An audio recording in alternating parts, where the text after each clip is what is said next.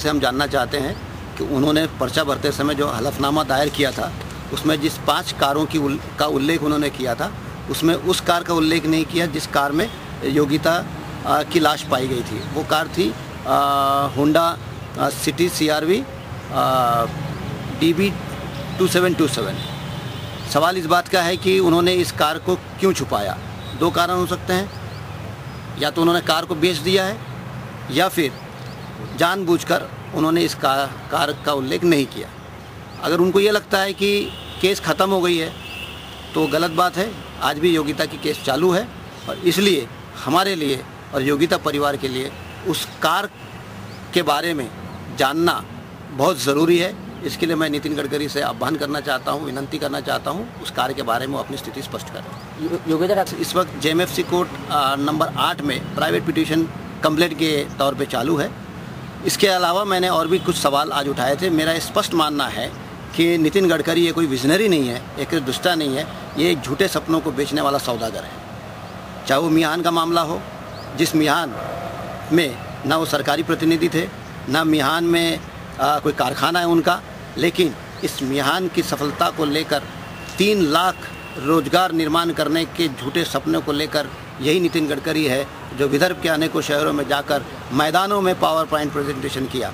परिणाम ये हुआ कि रोजगार तो मिले नहीं, परिणाम ये हुआ कारखाने तो आए नहीं, लेकिन किसानों की ज़मीन ज़रूर बिक गई। और तो और किसानों को कुछ नहीं मिला, लेकिन ज़मीन के दाम बढ़वाने में निश्चित तौर पर नितिन गडकरी ने निर्णायक भूमिका निभाई। उसी प्रकार से भारतीय जनता पार्टी की सत्ता है, करीब 20 से 22 घोटाले हुए हैं। इन तमाम घोटालों की नैतिक जिम्मेदारी मैं मानता हूं कि नितिन गडकरी जी की है, क्योंकि वो उनके मार्गदर्शक है, उनके शीर्ष नेता है और उन नेता के उनके शहर में चलते हुए ये सब हो रहा है। चौथी बात ये है कि पानी के निजीकरण को लेकर राष्ट्रीय स्वयंसेवक संघ ने खुले रूप से कहा था कि पानी का निजीकरण होना नहीं चाहिए, लेकिन नितिन गडकरी जी कहते हैं कि मेरा सपना 24/7 है, जबकि पूरा पानी की योजना का घोटाला सामने आ चुका है। पूरा 24/7 पानी की योजना असफल हो गई है। जो करार किया गया है वो करार कंपनी के हित में है। OCW जो है, ऑरेंज सिटी वाटर वर्क्स, जिसमें 50% की पार्टनरशिप जिस व्यक्ति की है लखानी, वो किसी और के नहीं, नितिन गडकरी जी के खासम खास दोस्त है।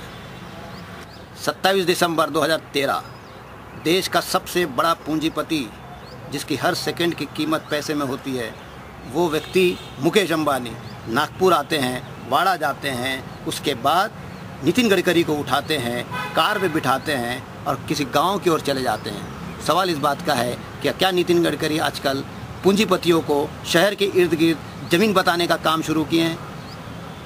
क्या लगता है आपने और कहा कि दूसरे घोटाले हुए, जनता की तरफ से क्या आह्वान है चुनाव के मद्देनजर कि इनको वोट देना चाहिए नहीं देना, आपके क्या प्रतिक्रिया? देखिए, मैं जनता से आह्वान करना चाहता हूं कि नितिन गडकरी ये कोई विकास पुरुष नहीं है, ना ही विकास की दृष्टि इनके पास है।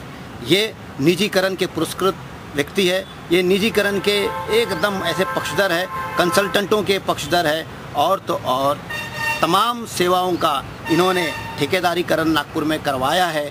इसलिए ऐसे व्यक्ति जो एक बच्ची को न्याय नहीं दे सकते हैं, जो व्यक्ति ज़मीन के दाम बढ़वाने का काम करते हैं, जो व्यक्ति निजीकरण की बात करते हैं, वो इस शहर के आम आदमी के जनप्रतिनिधि हो नहीं सकते। इसलिए मैं आह्वान करना चाहता हूँ कि ऐसे राजनेताओं से वो सतर्क रहे।